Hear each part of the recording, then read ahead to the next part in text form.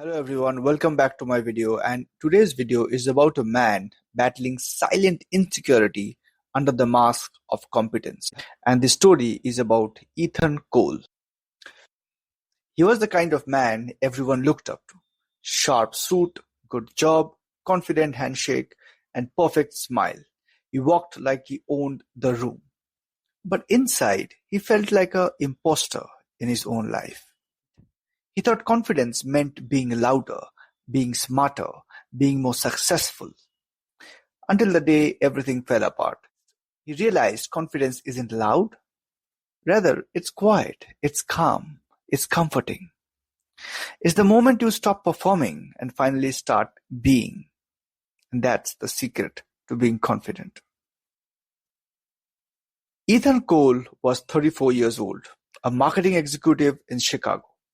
Smart, charming, articulate, the kind of guy people envied.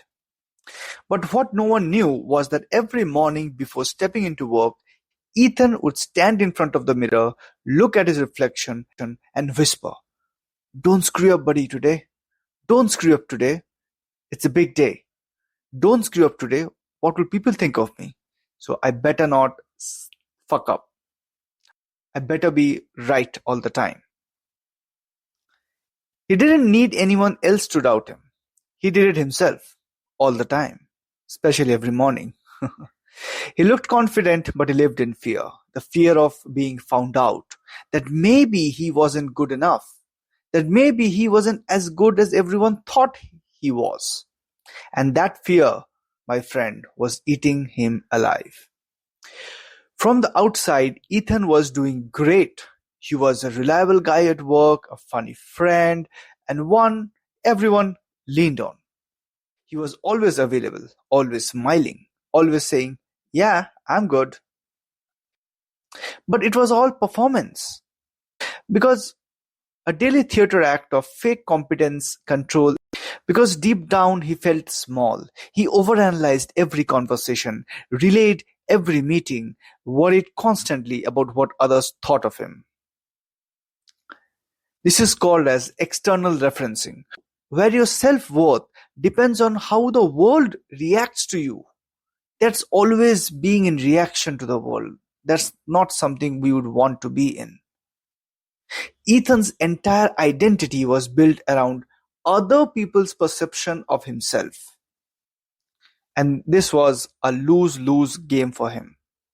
He didn't know what he actually wanted. He only knew how to impress. And it worked. It worked beautifully most of the days, until one Friday afternoon. Ethan was presenting a major campaign pitch to his company's biggest client. He practiced every line, every slide, every smile, the way he's supposed to say it, the way he's supposed to behave.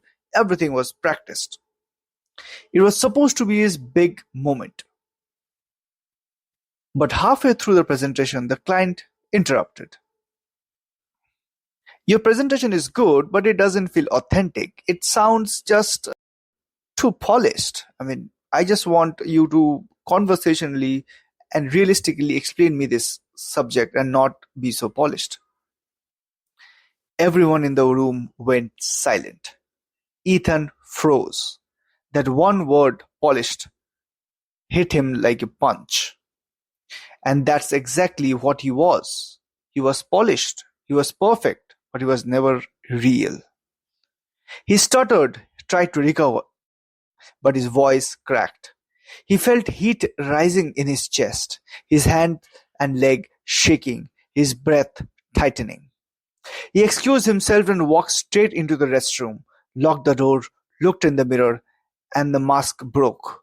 He whispered, "I don't even know who the hell I am anymore." For years, he has been building an image, and now it was collapsing. And collapsing at the biggest, highest point in his life, in front of the client. It was embarrassing.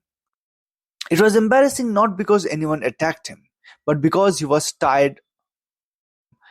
He sat on the cold tile floor of the washroom, heart pounding, and felt something he hadn't felt in years.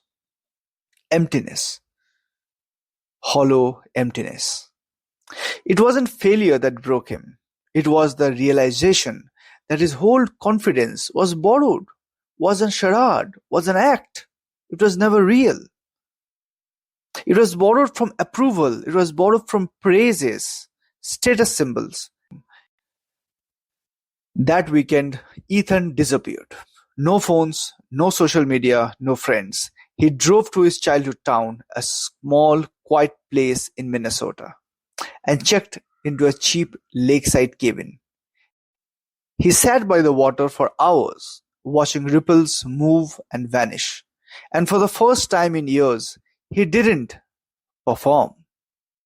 No one to impress, no one to manage, just him, just he and his thoughts, and silence. But silence can be brutal. It forces you to meet yourself. At first, his anxiety felt crawling at his chest. Then sadness. Then something deeper, grief. Grief for all the years he spent pretending. Grief for all the years not being himself.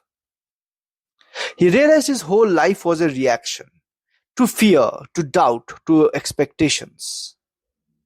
He was living in what NLP calls unconscious negative anchoring. Every time he sat by the water for hours, watching ripples, he was living in what is known as unconscious negative anchoring. Every time he stayed silent, he associated it with weakness.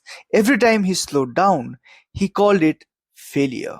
He had anchored stillness to shame, and that's why he could never stop running. One morning, he woke up early and watched the sunrise over the lake. And something shifted, something moved within him.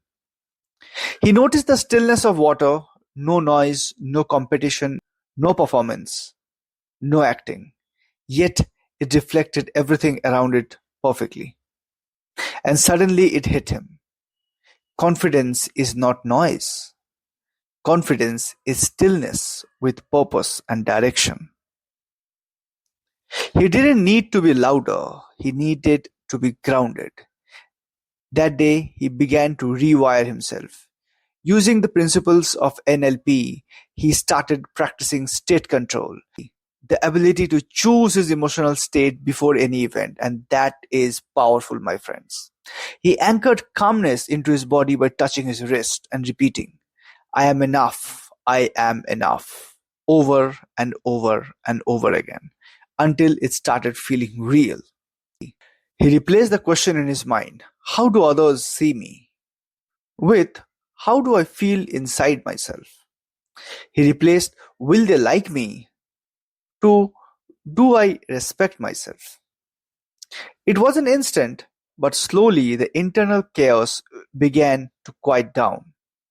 He learned to speak less but mean more, to walk slower but with intention, to listen but without fear. And that's when people started noticing him differently. Not because he changed how he looked, but because he changed how he existed.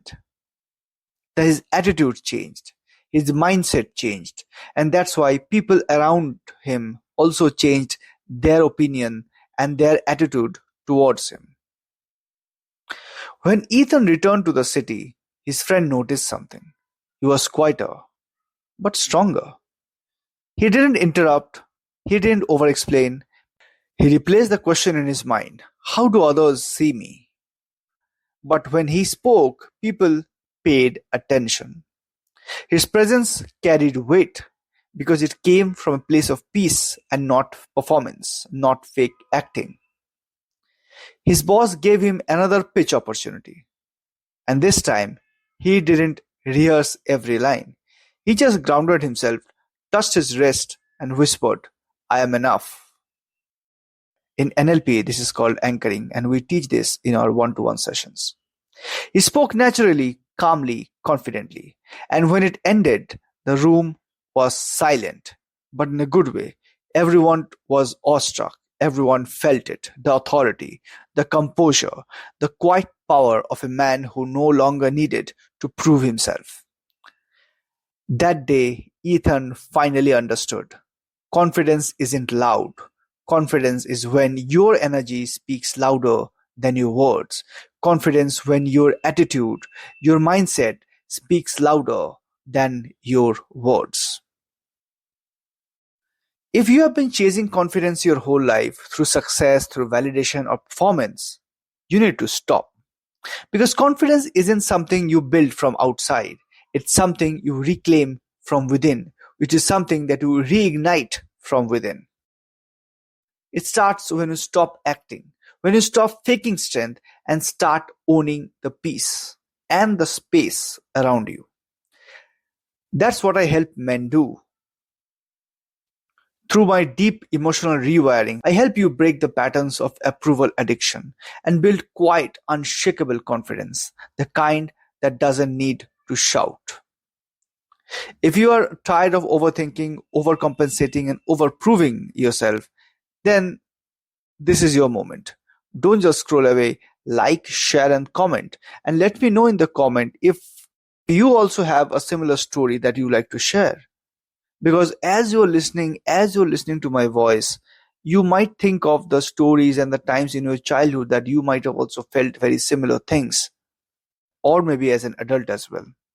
So do let me know in the comments.